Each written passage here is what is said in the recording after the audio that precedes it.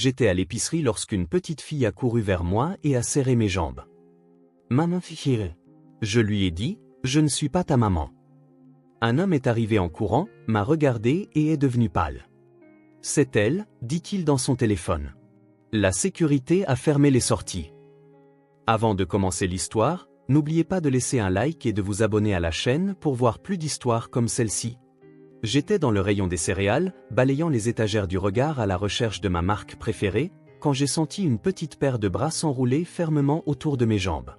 J'ai baissé les yeux et j'ai vu une petite fille, d'environ 5 ans, avec des couettes blondes en désordre et de grands yeux bleus remplis de larmes. Elle a pressé sa joue contre mon jean et a murmuré un seul mot tremblant, « Maman ». Mon souffle s'est coupé dans ma gorge. « Ma chérie, je ne suis pas ta maman », ai-je dit en me penchant à son niveau. Ses petites mains se sont agrippées plus fort, comme si j'étais la seule chose sûre au monde.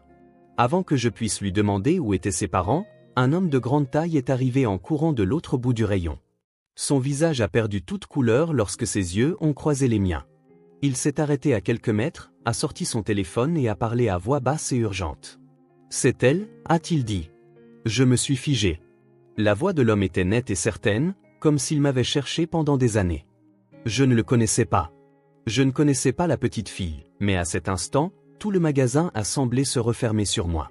Par le haut-parleur, la voix du gérant de l'épicerie a retenti dans les airs. Attention à tous nos clients, veuillez rester où vous êtes. Sécurité, fermez les portes de sortie.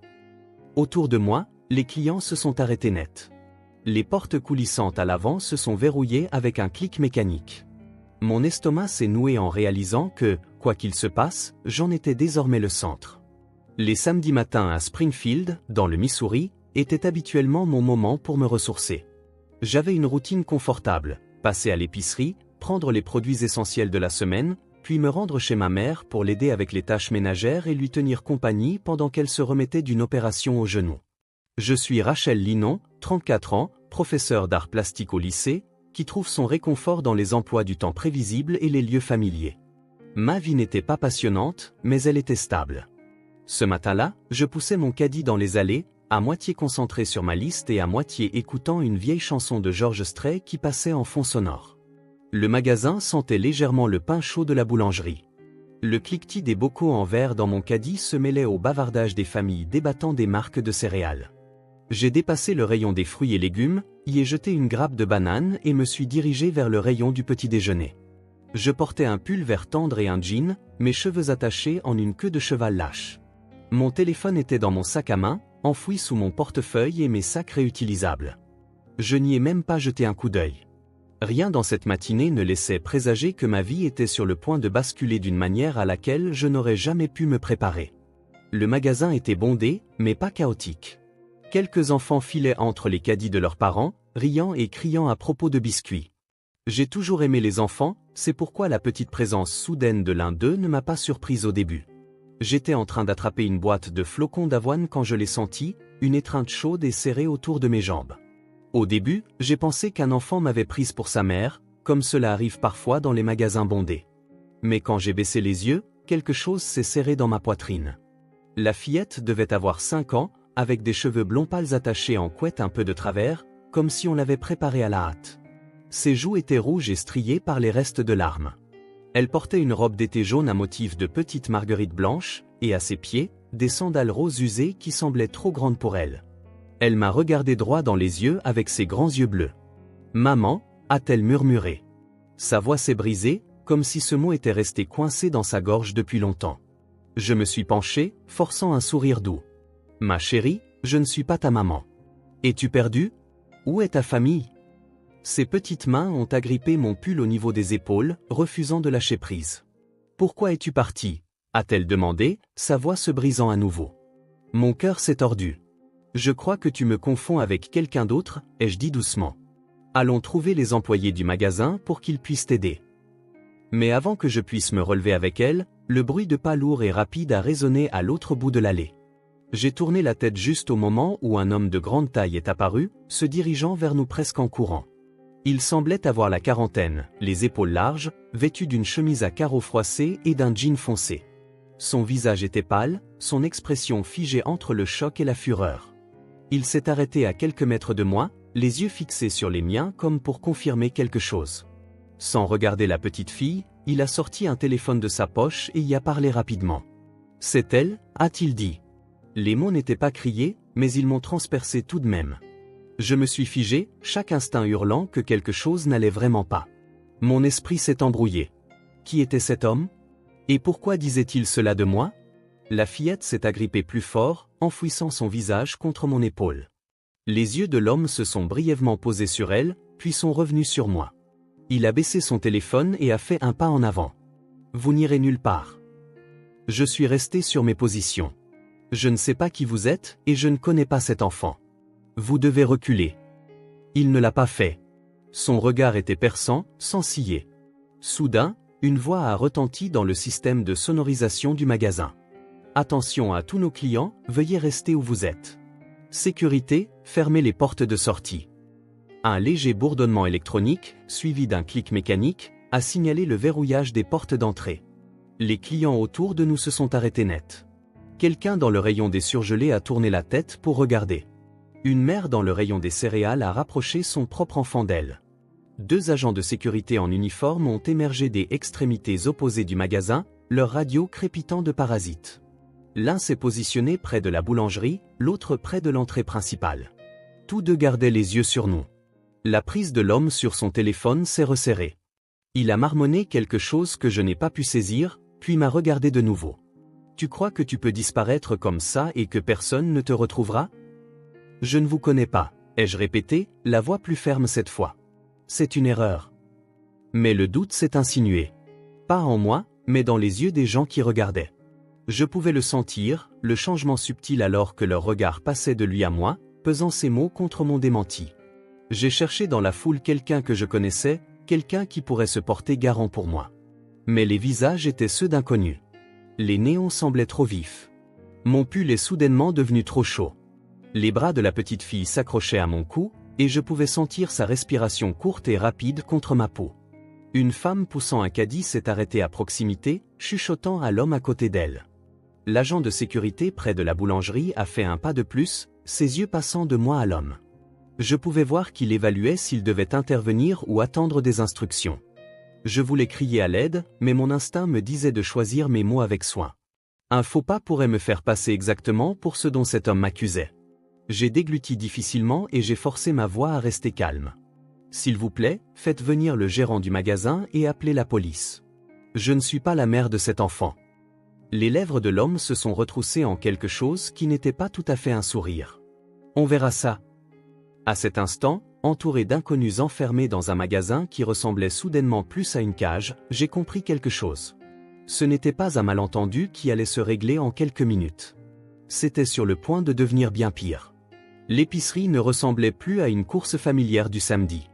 Elle s'était transformée en scène, et j'en étais le centre involontaire. Les gens me dévisageaient ouvertement maintenant, leur visage un mélange de curiosité et de suspicion.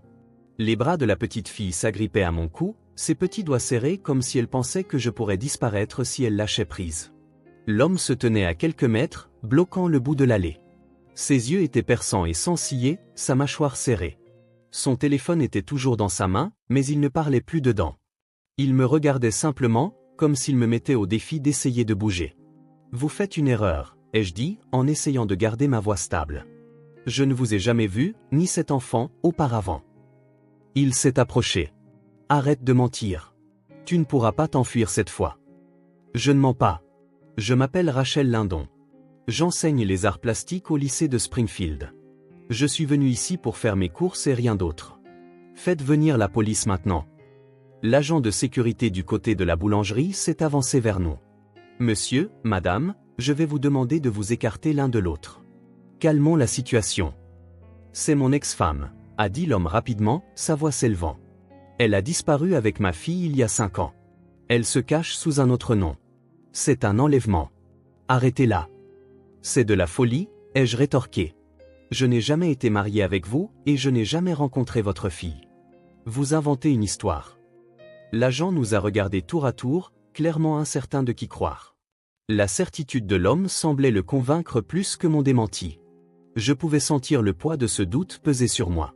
La petite fille m'a regardé avec des lèvres tremblantes. « Pourquoi m'as-tu quitté? A-t-elle chuchoté à nouveau. Ces mots m'ont frappé comme un coup de poing. Ma puce, je ne suis pas ta maman, ai-je dit doucement. Je te promets que nous allons te ramener à ta vraie famille. Les yeux de l'homme se sont enflammés. Sa vraie famille, c'est moi, et tu ne l'emmèneras nulle part. D'autres clients s'étaient rassemblés maintenant. Certains chuchotaient dans leur téléphone, d'autres regardaient simplement comme si c'était un spectacle. Ma peau picotait sous leurs regards. Je sentais déjà le venin de l'injustice se former dans leurs yeux, comme s'ils avaient décidé de ma culpabilité avant d'entendre la vérité. Le gérant du magasin, un homme corpulent avec un badge indiquant « Derek », est arrivé, flanqué d'un autre agent de sécurité. Sa voix était ferme. « Que se passe-t-il ici ?» L'homme a été le premier à parler. « C'est mon ex-femme. Elle a enlevé ma fille il y a des années. Je viens de les retrouver.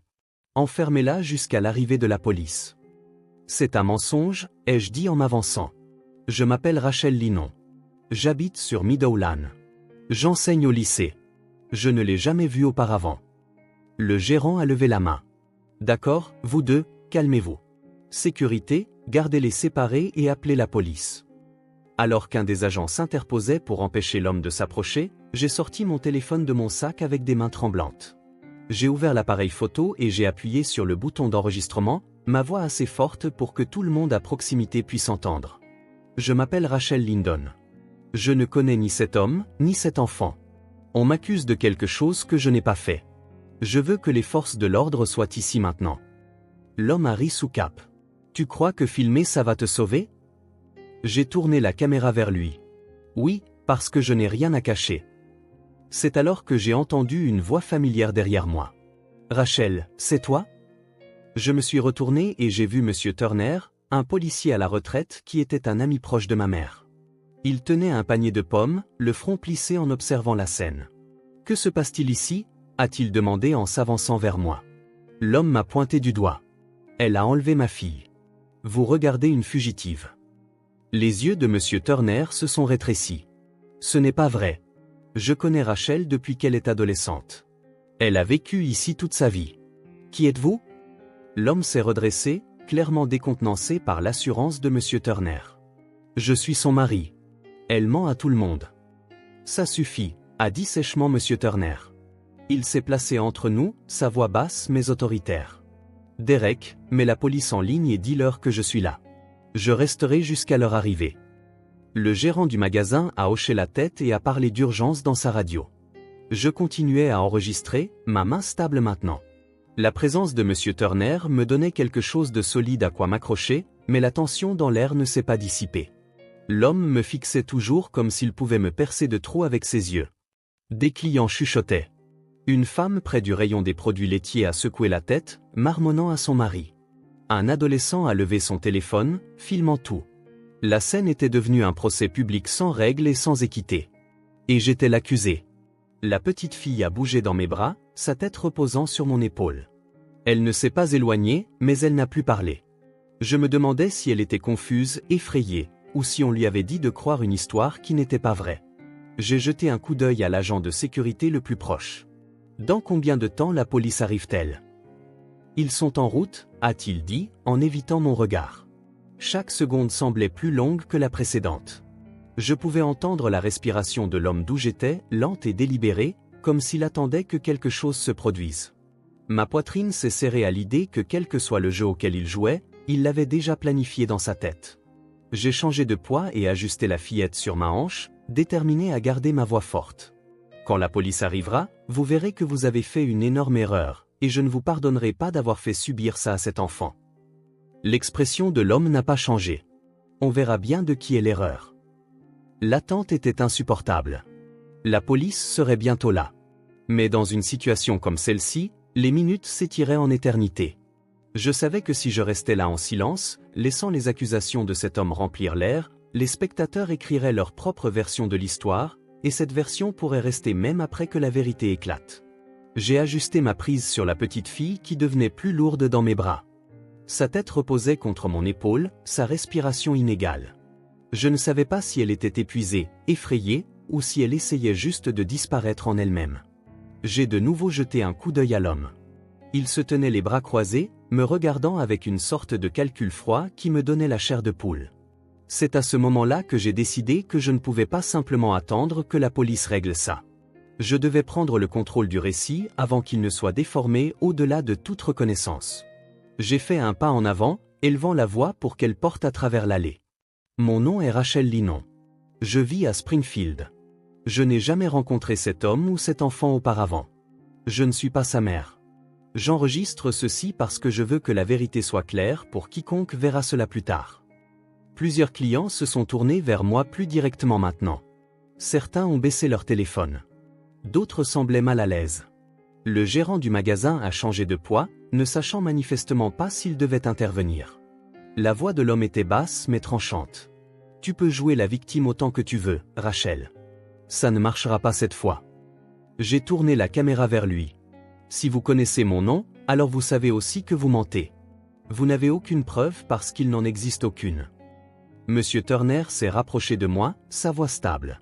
« Rachel, continue de filmer. N'arrête pas jusqu'à ce que la police soit là. » L'homme a ri sous cape, mais ses yeux n'ont jamais quitté les miens. « Tu as toujours été dramatique. » Cette pique n'a pas fait mouche parce que je savais que ce n'était pas vrai. Je n'avais jamais été dans une scène de ce genre. Ma vie était calme, stable, voire ennuyeuse la plupart du temps. Mais maintenant, je me tenais au milieu d'un magasin avec des gens qui me filmaient, la sécurité bloquant les portes, et un inconnu prétendant que j'étais son ex-femme en fuite. J'avais besoin de témoins pour m'entendre avant qu'il ne voie que sa version. Alors, je me suis tourné vers la foule. Si quelqu'un ici me connaît, s'il vous plaît, parlez. J'enseigne les arts plastiques au lycée de Springfield. J'ai vécu ici toute ma vie. Cet homme m'accuse d'avoir enlevé un enfant que je n'ai jamais vu avant aujourd'hui. Un murmure a parcouru le groupe. Une femme âgée près du rayon du pain a penché la tête. « Je crois que je vous ai vu au marché fermier », a-t-elle dit doucement. « Oui », ai-je dit en hochant la tête dans sa direction. « C'est moi. Je suis celle qui peint les paysages locaux. » Monsieur Turner a pointé du doigt l'homme. « Monsieur, avez-vous des documents légaux pour prouver ce que vous dites ?» La mâchoire de l'homme s'est crispée. « Je n'ai rien à prouver. Elle est juste là, et ma fille aussi. » La voix de Monsieur Turner s'est aiguisée. « Vous avez absolument besoin de preuves, car ce que vous décrivez est un crime fédéral, et si vous avez tort, vous devrez en répondre. » L'homme a changé de poids, jetant un coup d'œil aux agents de sécurité comme s'il attendait qu'ils interviennent de son côté. Ils ne l'ont pas fait. J'ai décidé d'aller plus loin. J'ai déverrouillé mon téléphone, suis passé en direct sur les réseaux sociaux et j'ai appuyé sur le bouton. Ma voix était calme mais délibérée. C'est en direct. Mon nom est Rachel Linon. Je suis dans l'épicerie Springfield Market. Cet homme m'accuse d'avoir enlevé sa fille. Ce n'est pas vrai. La police est en route. Les yeux de l'homme se sont rétrécis. Il a fait un pas en avant, mais Monsieur Turner l'a bloqué. « Vous ne vous approcherez pas d'elle », a dit Monsieur Turner, sa voix ne laissant aucune place à la discussion. Le compteur de vue du direct a commencé à grimper dans le coin de mon écran. Des commentaires ont commencé à apparaître. Certaines personnes demandaient ce qui se passait, d'autres me disaient de rester forte. Cela m'a apporté une petite vague de soulagement. Au moins maintenant, il y avait un enregistrement de ce moment qui ne pouvait pas être effacé.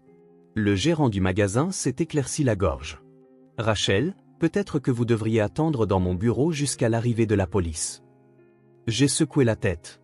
Si je vais quelque part hors de vue, cela lui donnera l'occasion de raconter plus de mensonges. Je reste ici, où tout le monde peut me voir. L'homme a souri narquoisement, mais j'ai capté la plus faible lueur d'inconfort dans son expression. Peut-être que le fait que je refuse de reculer ne faisait pas partie de son plan. J'ai baissé les yeux sur la fillette. « Ma chérie, peux-tu me dire ton nom ?» Elle a hésité, puis a chuchoté quelque chose de trop bas pour que quiconque d'autre puisse l'entendre. « C'est un joli nom, ai-je dit doucement. Sais-tu où est ta maman ?» Ses yeux se sont tournés vers l'homme. Elle n'a pas répondu. Cette hésitation m'a tout dit. Elle n'était pas sûre de ce qu'elle avait le droit de dire. J'ai reporté mon attention sur lui. « Vous lui faites peur. Si vous teniez vraiment à elle, vous arrêteriez ça tout de suite. » Ses lèvres se sont pressées en une ligne fine, mais il n'a pas bougé. J'ai tenu mon téléphone plus haut, parlant à nouveau au direct.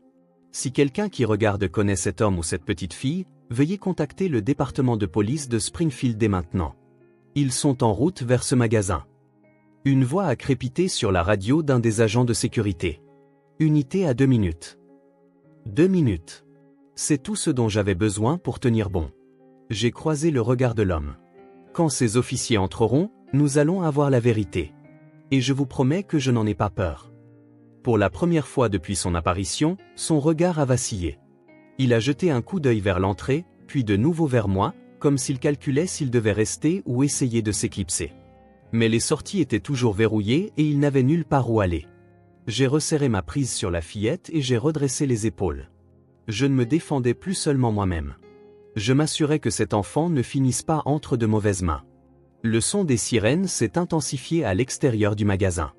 Même à travers les épaisses portes vitrées, le hurlement était strident et urgent. Les yeux de l'homme se sont de nouveau tournés vers l'entrée. La petite fille a remué dans mes bras, sa tête se soulevant légèrement comme si elle pouvait sentir que l'aide était proche. 2 officiers de police de Springfield sont entrés dès que l'agent de sécurité a déverrouillé les portes. Tous 2 étaient en uniforme, l'un grand et mince avec des cheveux bruns courts, l'autre plus trapu avec une barbe grise taillée. Ils ont rapidement balayé le magasin du regard avant de s'approcher du centre de l'allée où nous nous tenions. La voix de l'officier le plus grand était ferme. « Que se passe-t-il ici ?» Avant que je puisse parler, l'homme s'est interposé en me désignant. « C'est mon ex-femme. Elle a enlevé ma fille il y a 5 ans. Je viens de les retrouver ici. Elle utilise un faux nom. » L'officier à la barbe grise s'est tourné vers moi. « Madame, est-ce vrai ?» J'ai secoué la tête sans hésitation. « Absolument pas. Mon nom est Rachel Lindon. J'ai vécu à Springfield toute ma vie. J'enseigne au lycée. Je n'ai jamais vu cet homme ou cet enfant avant aujourd'hui. Je faisais mes courses quand elle a couru vers moi en m'appelant maman. Un instant plus tard, il est apparu et a commencé à m'accuser. » L'officier le plus grand a regardé la petite fille. « Ma puce, peux-tu me dire ton nom ?» Elle m'a regardé, puis l'homme. Ses lèvres tremblaient. Finalement, elle a murmuré son nom. L'officier à la barbe grise a hoché la tête doucement. « Connais-tu cette femme ?» La fillette a secoué la tête lentement. « Ce n'est pas ma maman. Elle lui ressemble juste. » Une vague de murmures a traversé la foule rassemblée. La mâchoire de l'homme s'est crispée, ses mains se transformant en poings le long de son corps. L'officier le plus grand l'a regardé sèchement. « Monsieur, avez-vous des papiers de garde ou tout autre document prouvant que c'est votre fille ?» L'homme a hésité. « Je n'ai pas besoin de papier. C'est la mienne. » La voix de l'officier s'est durcie. « Si, vous en avez besoin, surtout que vous portez une accusation criminelle. » Le gérant du magasin s'est avancé. « Officier, je pense que vous devriez savoir. » L'homme parlait dans son téléphone avant que la sécurité ne ferme les issues. Je l'ai entendu dire, « c'est elle. » Il semblait pressé, comme s'il la cherchait. L'officier à la barbe grise s'est tourné vers l'homme. « À qui parliez-vous ?»« Ça ne vous regarde pas, » a sèchement répliqué l'homme. « En fait, si, » a répondu l'officier. « Parce que si vous violez un accord de garde ou une ordonnance restrictive, nous devons le savoir maintenant. » Monsieur Turner, qui se tenait à mes côtés, a pris la parole. « Je connais Rachel. Elle n'a jamais quitté Springfield. Cet homme ment et vous devriez vérifier son casier. » L'officier le plus grand a sorti une petite tablette de sa poche et a tapé rapidement. En quelques secondes, son expression a changé. Il a regardé son partenaire et a fait un signe de tête subtil. L'officier à la barbe grise s'est avancé. « Monsieur, il y a une ordonnance restrictive active contre vous, déposée par votre ex-femme. Vous n'êtes pas autorisé à moins de 100 mètres de votre fille. » Le visage de l'homme est devenu rouge. « C'est ridicule. C'est ma gamine. Cette femme, » il a pointé un doigt vers moi, « l'aide à se cacher. Je suis resté sur mes positions. Je n'ai jamais rencontré votre ex-femme ou votre fille. Vous m'avez confondu avec quelqu'un d'autre. » L'officier le plus grand a fait un pas vers l'homme. « Monsieur, vous devez mettre vos mains derrière votre dos. » Il a d'abord résisté, reculant d'un demi-pas, mais le ton de l'officier ne laissait aucune place à la discussion. « Maintenant !» La mâchoire de l'homme s'est contractée, ses yeux passant de moi aux officiers, puis à la fillette. Finalement, il s'est retourné et l'officier le plus grand l'a menotté. Le bruit du métal se refermant sur ses poignets était sec et définitif. Les yeux de la petite fille se sont écarquillés. Elle s'est agrippée à mon pull un instant de plus avant que l'officier à la barbe grise ne la soulève doucement de mes bras. « Tu es en sécurité maintenant ?» lui a-t-il dit calmement. Du fond du magasin, la voix d'une femme a percé le bourdonnement des chuchotements. Leia. Tout le monde s'est retourné. Une femme d'une trentaine d'années est arrivée en courant dans l'allée. Ses cheveux blonds foncés étaient attachés en une tresse lâche, son visage pâle mais déterminé. Elle est tombée à genoux alors que l'officier posait la fillette par terre. L'enfant s'est précipité dans ses bras. La femme l'a serré fort, des larmes coulant sur son visage. « Je suis tellement désolé, mon bébé. Je suis là maintenant. » L'officier s'est adressé à elle doucement. « Madame, nous pensons qu'il a violé l'ordonnance restrictive. » Elle a hoché la tête, sa voix tremblante. « Il essaie de nous retrouver depuis des années. Nous avons déménagé pour être en sécurité. Je ne sais même pas comment il a su que nous étions ici aujourd'hui. » L'officier le plus grand a fait un geste vers moi. « Madame, voici Rachel. Elle a protégé votre fille jusqu'à notre arrivée. » La femme m'a regardé, les yeux remplis de gratitude. « Merci. Je n'ose imaginer ce qui aurait pu arriver si vous n'aviez pas été là. » J'ai secoué la tête. Je suis juste contente qu'elle soit en sécurité. Les officiers ont conduit l'homme vers l'entrée. Il ne m'a pas regardé de nouveau, son expression indéchiffrable. Les portes coulissantes se sont ouvertes et la lumière du soleil a inondé le magasin alors qu'il l'escortait à l'extérieur. L'atmosphère du magasin a changé instantanément.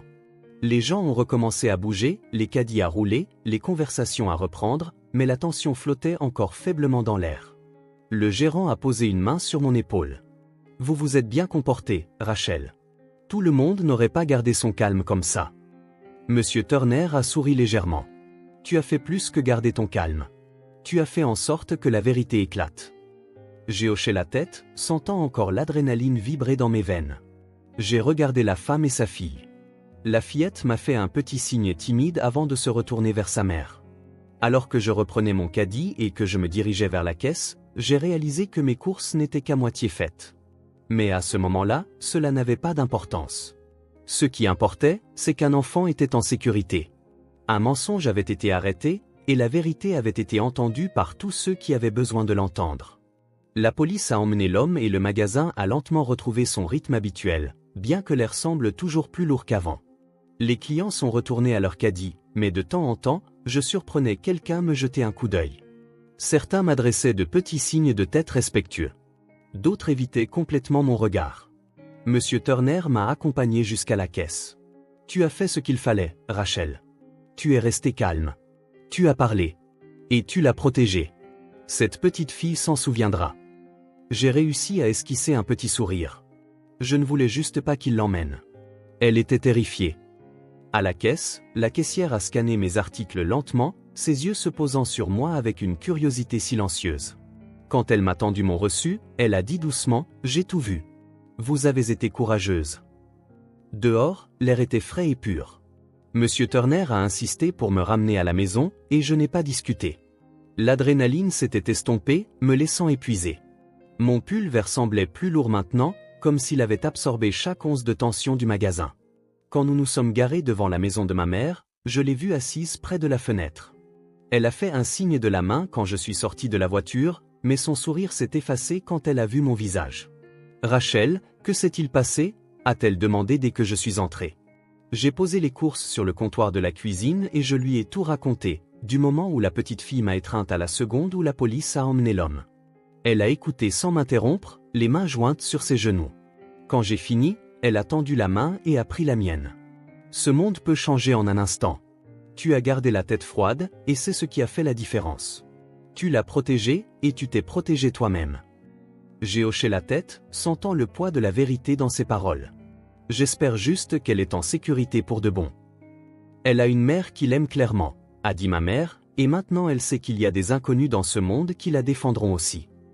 Ce soir-là, je me suis assise à la table de ma cuisine, rejouant la journée dans mon esprit. J'ai été frappé par la rapidité avec laquelle une matinée normale s'était transformée en quelque chose qui aurait pu changer ma vie pour toujours si j'étais restée silencieuse. Cette pensée m'a glacé. J'ai réalisé que prendre la parole n'était pas seulement une question de me défendre. Il s'agissait de s'assurer que la vérité soit entendue assez fort pour percer les mensonges avant qu'ils ne puissent prendre racine. Le lendemain matin, j'ai reçu un message sur mon téléphone d'un numéro inconnu. C'était la mère de la fillette. Elle m'a remercié à nouveau, m'a dit que sa fille avait dormi paisiblement pour la première fois depuis des semaines, et a dit qu'elle n'oublierait jamais ce que j'avais fait. Elle m'a appelé une étrangère qui a semblé faire partie de la famille pendant quelques minutes dans un rayon d'épicerie. J'ai souri à cela. Dans un monde où les gens détournent souvent le regard, j'avais choisi de rester immobile, de prendre la parole et de me battre pour la vérité. Et ce choix avait eu de l'importance. En posant mon téléphone, j'ai pensé à la leçon que cette journée m'avait laissée. On ne sait jamais quand quelqu'un aura besoin que vous soyez sa voix. Et quand ce moment arrive, on ne peut pas se permettre d'hésiter. Si vous aimez cette histoire, partagez-la avec quelqu'un qui a besoin qu'on lui rappelle le pouvoir de dire la vérité. Commentez avec vos pensées et abonnez-vous à la chaîne pour plus d'histoires qui prouvent que les actions d'une seule personne peuvent tout changer. Ce jour-là, à l'épicerie, j'ai appris que la vérité n'a d'importance que si l'on se bat pour elle. J'aurais pu rester silencieuse en espérant que la police réglerait l'affaire, mais le silence peut laisser les mensonges grandir. En prenant la parole, je me suis protégée, ainsi qu'une petite fille qui avait juste besoin que quelqu'un la garde en sécurité. Si vous aviez été à ma place, qu'auriez-vous fait ? Dites-le moi dans les commentaires si vous aimez cette histoire.